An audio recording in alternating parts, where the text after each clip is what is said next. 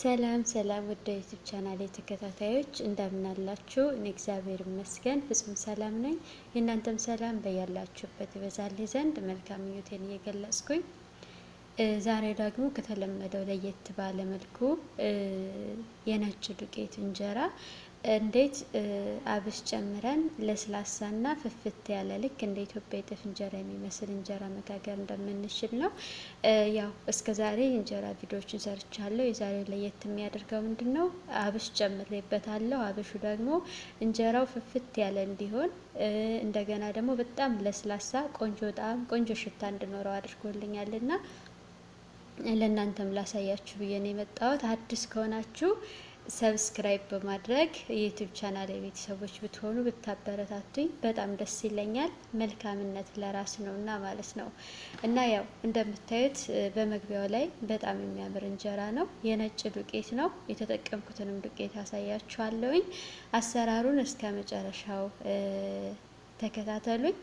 ያው ኢትዮጵያ አብሽ አብሮ ከእንጀራ እህል ጋር አብሮ ይታመስና አብሮ ይፈጫል። እኔ ግን በቀላል መንገድ ነው ያዘጋጀሁት።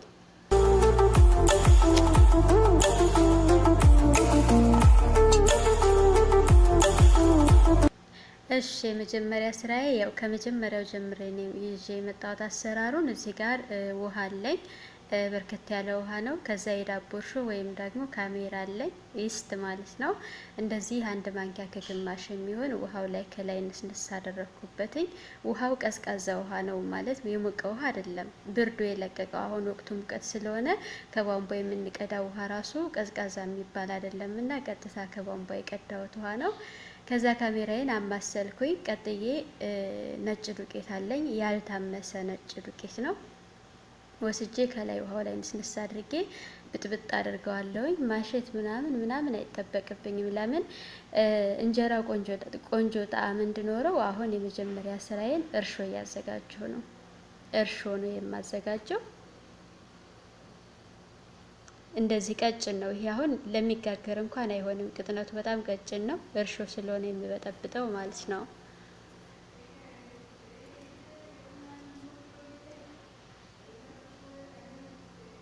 እንደዚህ በደንብ ብጥብጥ አድርገን እናዋህደዋለን እርሾአችንን። እንግዲህ ያው እንጀራ ስንጋግር እርሾ ያስፈልገናል። እንደዚህ እንደምትመለከቱት ቅጥነቱ ይሄንን ይመስላል። ለመጋገር እንኳን አይሆንም ቅጥነቱ ማለት ነው። ለምን በጣም ቀጭን ስለሆነ። ይሄ አሁን ለእርሾ ነው የሚሆነው። ይህንን ግጥም አድርግና ሳበቃ ሳህኑን ሞቃታማ ቦታ ቀዝቃዛ ያልሆነ ቦታ ሽፍንፍና አድርጌ፣ አሁን ሙቀት ነው፣ በእርግጥ ሙቀት አለበት ቦታ ላይ ፍሪጅ ውስጥ ምናምን አይደለም ይሄ የሚቀመጠው። ለምን እንዲቦካ ስለሚፈለግ የግድ ሙቀት አለበት ቦታ ነው ያስቀመጥኩት። ለ7 ሰዓት አቆይቼዋለሁ። ቦክቶ ከላይ አጥሏል። ይሄ ጥላዩ በጣም ነው ኮምጣጣ ጣዕም ነው ያለው። ኦልሬዲ የካሜራ ወይም የእርሾ ጣዕም ነው ያለው። ከዛ ወስጄ ደፋሁት ውሃውን። ከስር የቀረኝ የወፍራሙ ለእርሾነት ነው የምጠቀመው። እዚህ ጋር የማቦካበት እቃ አለኝ። እዛ ላይ ወስጄ እርሾዬን ከስር የቀረውን ወፍራሙን ፓርት የማቦካበት እቃ ላይ ያደረግኩ። ቀጥዬ ውሃ ጨምርበታለሁ። የማቦካበት ውሃ እንደነገርኳችሁ የቧንቧ ውሃ ነው፣ ቀዝቃዛ ውሃ ማለት ነው። ብርዱ የለቀቀው ነው በእርግጥ። ከዛ ወስጄ ጨው ጨምርበታለሁ። ነጭ ዱቄት ስለሆነ የግድ ጨው ያስጨምረናል። እንግዲህ ዱቄት ይኸው ከፊት ለፊት ከሳህኑ ጎን የምትመለከቱት ነጭ ዱቄት ነው የተጠቀምኩት። እና አብሽ ደግሞ ጥሬውን አምሼ በመፍጫ ፈጨሁትኝ። ከዛ ከፈጨው በኋላ ታምሶ የተፈጨ አብሽ አንድ ማንኪያ አብሽ እና ጨው ከእርሾ ጋር ከውሃው ጋር አዋህጄ እንደዚህ እቃው ላይ ብጥብጥ አድርጌ አንድ ጋር በደንብ አዋሃድኩትኝ ማለት ነው። እንደምትመለከቱት በዚህ መልኩ አብሽ በጣም ቆንጆ ጣዕም ነው የሚሰጠው። ያው እኔ ከነጭ ዱቄት ጋር ሰራ የመጀመሪያዬ ነው። ስለተመቸኝ ነው ለእናንተ ደግሞ ላካፍላችሁ ቪዲዮ የሰራሁትኝ ማለት ነው። ከዚህ ይሄን ካዋሃድኩኝ በኋላ ምንድነው ያደረኩት? ይሄን በኬሻው የምትመለከቱት ፊት ለፊት ላይ የሱን ዱቄት ወስጄ በብረት ድስት በደንብ አድርጌ አምሸዋለሁ። ቢያንስ ከ20 እስከ 25 ደቂቃ ያክል በእጄ ለመንካት እስከሚከለክለኝና እስከሚያቃጥለኝ ድረስ በደንብ አድርጌ በብረት ድስት ወስጄ እሳት ላይ አምሸዋለሁ ዱቄቱን። ዱቄቱን ካላመስነው እንጀራው በደንብ አይወጣልንም። የግድ ማመስ ይኖርብናል። ካመስም በኋላ እንደዚህ ስናምሰው የሚክረጠረጥ ነገር ስለሚኖር የግድ በወንፊት መንፋት ይጠበቅብናል። ዱቄቱን እንደዚህ በወንፊት ነፋሁትኝ። የታመሰውን ዱቄት በወንፊት ነፋሁ። ወዳውኑ ትኩሱን ሳይበርድ ነው እኔ ወዳው ነፍቼ የማቦካው። አሁን ዱቄቱ ሳቦካው ራሱ ያቃጥላል፣ የማቃጠል ባህሪ ያለው። ትኩሱን ነው ወዳው የምሰራው። ለምን በቀዝቃዛ ውሃ ስለማቦካ ዱቄቱ ስለታመሰ የግድ እንደሞቀ ውሃ ስለሚቆጠር ማለት ነው። ከዛ ውሃ ጠብ እያደረኩኝ በደንብ አድርጌ አዋህደዋለሁ ሊጡን። ያው የዱቄቱ ማዳበሪያ ይታያችኋል ከፊት ለፊት በደንብ እንድታዩት ብዬ ነው ሊጡን አብክቼ እስከምጨርስ ድረስ አጠገቤ ያደረኩትኝ፣ ብዙ ጊዜ ስለምትጠይቁኝ። በነገራችን ላይ አሁን ይሄን ዱቄት ተጠቀምኩ እንጂ በተለያየ ጊዜ የተለያየ አይነት ዱቄት ነው የምጠቀመው፣ ግን ነጭ ዱቄት ማለት ነው። ምንም አይነት ለውጥ የለውም ለኔ። ሁሉም ዱቄቶች አሪፍ ናቸው በደንብ ከሰራዋቸው። እንደዚህ ልውስ እናደርገዋለን። አላሸውም። የመጀመሪያውን እንደዚህ ወፍራም እያለ ሲያበቃ መሬት ላይ ያወርድና ተንበርክኬ በዚህ መልኩ በደንብ ምትት አደርገዋለሁ። እጄ ላይ ኩፍ ያለ እስከሚመስለኝ ድረስ ማለት ነው። ቢያንስ ለ10 ደቂቃ ያክል ካሸሁት በኋላ ተመልከቱት። አሁን ኩፍ ያለ ነው የሚመስለው ራሱ በደንብ በእጄ ስለመታሁት ማለት ነው። ለማቅጠን አይመቸኝም። ትልቅ እቃ ላይ ወስጄ ካሸው በኋላ ገለብጠዋለሁ። ስናቦካ አንደኛችንን ቅጥን አድርገን ነው የምናቦካው። ልንጋግር ስል ማቅጠን ምናምን የለም። እንደገና አብሲትም አንጥልበትም። በደንብ አርጌ መሬት ላይ አውርጄ ለ10 ደቂቃ ያክል በደንብ ከመታወቲም በኋላ ውሃ እየጨመርኩ ወዳውኑ አቀጥነዋለሁ ማለት ነው። ለሚጋገር እስከሚደርስ ድረስ በደንብ አድርጌ ነው የማቀጥነው። እንደዚህ ውሃ እየጨመርኩኝ ቀዝቃዛ ውሃ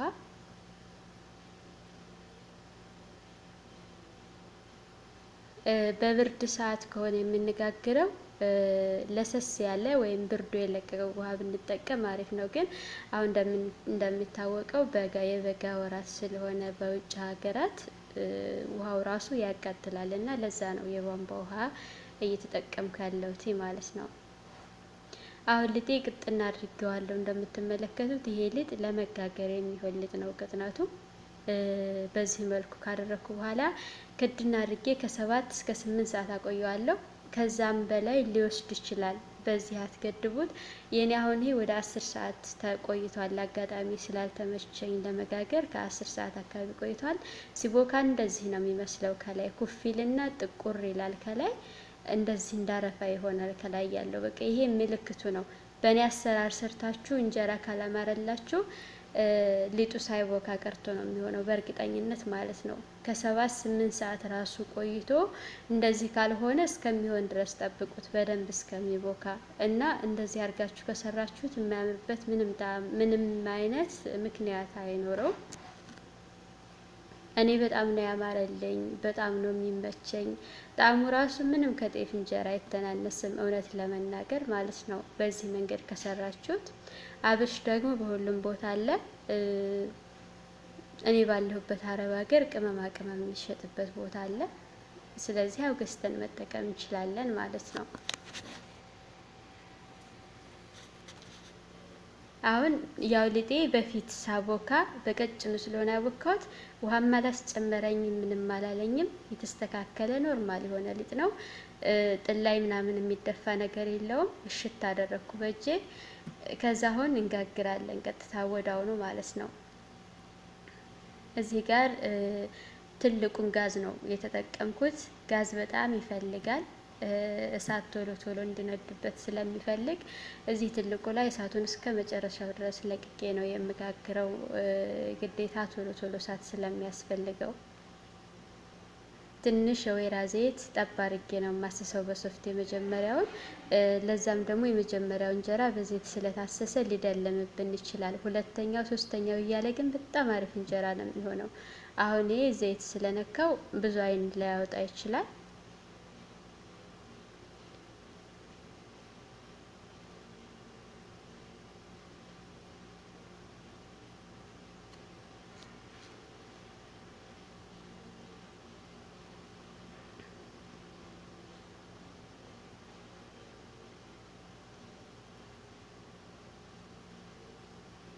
እንደነገርኳችሁ በዘይት አስሸዋለሁ። አይኑ ደለም ያለ ነው ማለት ነው። ቀጥሎ የሚሆነው እንጀራ ግን አሪፍና ቆንጆ እንጀራ እንጋግራለን ማለት ነው።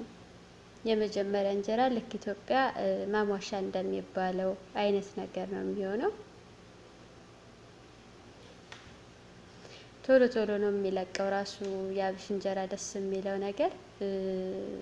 እኔ በጣም ደስ ብሎ የጋገርኩት ዛሬ።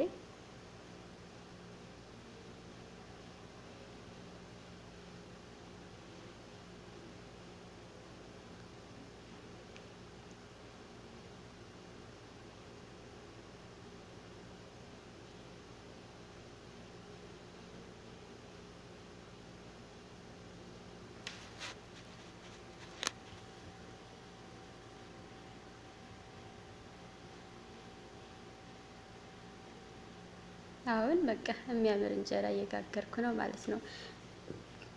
እንትን ይላል ምንድነው? ንፍት ያለ እንጀራ ነው የሚሆነው እንጀራው ራሱ። እኔ አብሽን ጥቅም ያየሁበት ማለት ነው። አለስልሶልኛል። እንጀራው ደግሞ ፍፍት ያለ እንጀራ እንዲሆንም አድርጎልኛል። ከዛ ባሻገር ቆንጆ ጣዕም እንዲሰጠኝም እንደዚሁ አድርጎልኛል ማለት ነው።